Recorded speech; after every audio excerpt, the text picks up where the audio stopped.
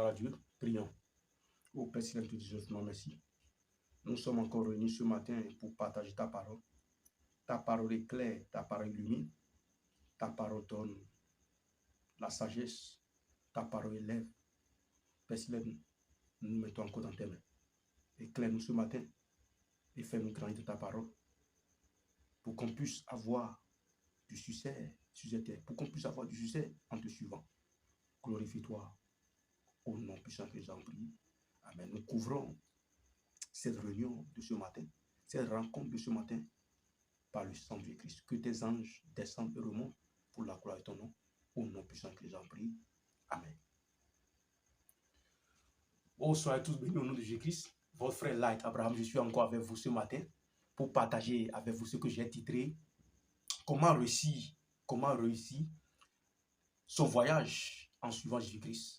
Comment réussir sur cette terre son séjour en suivant Jésus-Christ. Gloire à Dieu. Soyez tous bénis au nom de Jésus-Christ. Vous savez, le plus souvent, quand on nous pose la question en nous demandant comment est votre séjour depuis que vous suivez Jésus-Christ jusqu'à présent, comment vous vous sentez, comment est ce séjour? Le plus souvent, la réponse est un peu bizarre. On se dit souvent que ce séjour est tellement difficile. En suivant Jésus-Christ, le trajet est difficile. Cette question que je te pose actuellement, je me suis posé cette question aussi. En suivant Jésus-Christ, on sent des difficultés. On sent une difficulté. C'est à toi de savoir, mon frère, ma soeur. Jésus-Christ ne nous a pas promis la faiblesse. Il ne nous a pas promis que tout sera en rose. Il a dit qu'il a été persécuté.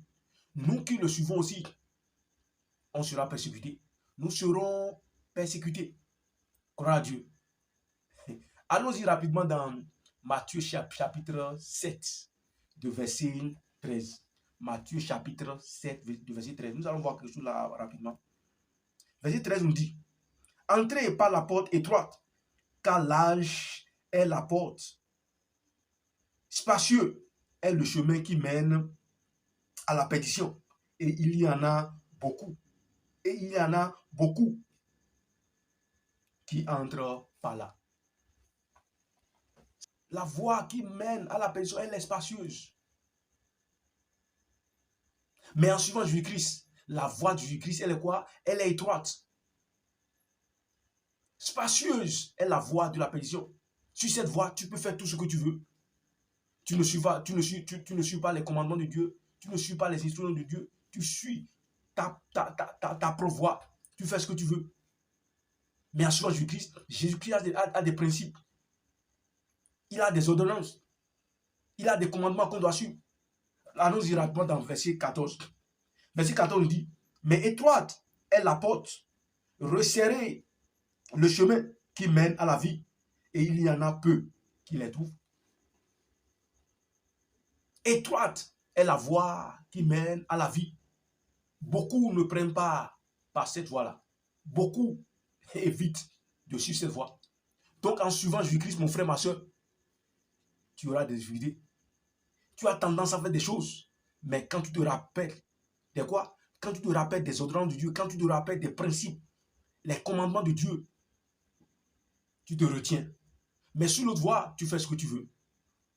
Donc mon frère, ma soeur, pour avoir le succès, pour réussir en suivant Jésus-Christ, il faut suivre ses principes. Il faut suivre ses commandements, il faut suivre ses lois. Et tu réussiras dans le nom puissant de Christ. Cette difficulté que tu sens en suivant Jésus-Christ, ça ne vient pas des hommes. La Bible nous a éclairé sur cela. Plus précisément dans Éphésiens chapitre 6, à partir de verset 12, on verra rapidement. Car nous n'avons pas à lutter contre la chair et le sang, mais contre les dominations, contre les autorités, contre les princes de ce monde de ténèbres, contre les esprits méchants dans les lieux célestes. Donc toi, mon frère, toi, ma soeur, cette difficulté que tu es en train de sentir, là où tu es, les gens se lient contre toi. On veut te détruire. On ne veut pas que tu évolues. Il ne faut pas tout simplement te focaliser sur les hommes. C'est les ennemis. c'est le méchant. C'est les démons qui sont la base. C'est les principalités qui sont la base de cela. C'est ce que la Bible nous dit. Car nous n'avons pas à lutter contre la chair et le sang, mais contre les dominations, contre les autorités, contre les princes de ce monde, de ténèbres, contre les esprits méchants dans les lieux célestes. Gloire à Dieu. Gloire à Dieu. Allons-y dans verset 13. Verset 13 nous dit, c'est pourquoi prenez toutes les armes de Dieu afin de pouvoir résister dans le mauvais jour. Afin de pouvoir résister dans le mauvais jour et tenir ferme après avoir tout surmonté. La Bible dit de prendre toutes les armes de Dieu. Verset 14. Tenez donc ferme, ayez à vos reins la vérité pour ceinture. La première des choses, c'est quoi? La vérité pour ceinture. La vérité pour ceinture. Revêtez la cuirasse de la justice. La cuirasse de la justice. Verset 15 nous dit, mettez pour chaussure à vos pieds le zèle que donne l'évangile de paix. Le zèle que donne quoi? L'évangile de paix. Verset 16 nous dit, prenez par-dessus tout cela le bouclier de la foi. Le bouclier de la foi, il faut aussi avoir quoi? La foi en Jésus-Christ. Avec lequel vous pouvez éteindre tous les traits enflammés du malin. Avec la foi, on peut éteindre tout ce que l'ennemi fera. Gloire à Dieu. Verset 17 nous dit, prenez aussi le casque du salut et l'épée de l'esprit qui est la parole de Dieu. Le casque. Tu dois recevoir Jésus-Christ. Tu dois l'accepter en tant que ton Seigneur, ton Sauveur. Et aussi prendre quoi? L'épée. Cette épée, c'est quoi? La parole de Dieu. Tu dois lire la parole de Dieu. Tu dois connaître la parole de Dieu. Il ne faut pas dire que non, je ne suis pas un pasteur, je n'ai pas besoin de lire la Bible.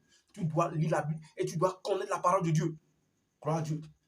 Maintenant, le verset 18 nous dit, faites en tout temps par l'Esprit toutes sortes de prières et de supplications.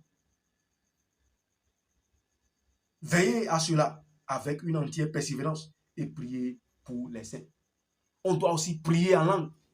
On doit aussi prier en langue.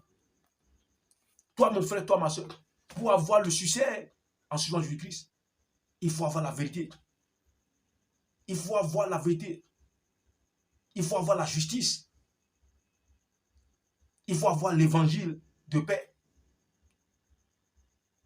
Il faut avoir la foi. Il faut recevoir Jésus-Christ en tant que ton Seigneur, ton Sauveur. C'est de là que tu auras le salut.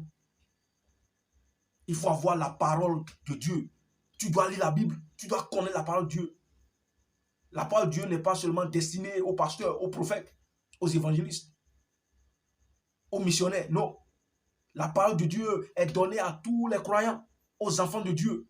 Donc toi, mon frère, toi, ma soeur, il faut te donner la parole de Dieu. Il faut aussi prier en langue. Gloire à Dieu. Donc, les difficultés que tu es en train de sentir actuellement sur Jésus-Christ, il faut savoir tout simplement que tu es sur la voie étroite. Tu as pris par la porte étroite. Et cette porte, tu sens que tu as des difficultés. Sur cette porte, sur cette voie, tu ne pourras pas faire de n'importe quoi. Tu dois suivre les principes de Dieu. Ce que Dieu te dit, c'est ça que tu dois suivre. Ce que Jésus te dit, c'est ça que tu dois suivre. Et tu réussiras dans le nom puissant de Christ. Donc, n'ayez pas peur. Jésus-Christ a réussi. On réussira tous dans le nom puissant de Christ. Donc toi, mon frère, toi, ma soeur, il ne faut pas t'inquiéter. Le combat continue et on réussira toujours dans le nom puissant de Christ. Soyez tous bénis de vos frères Light Abraham au nom de Christ. Merci à vous.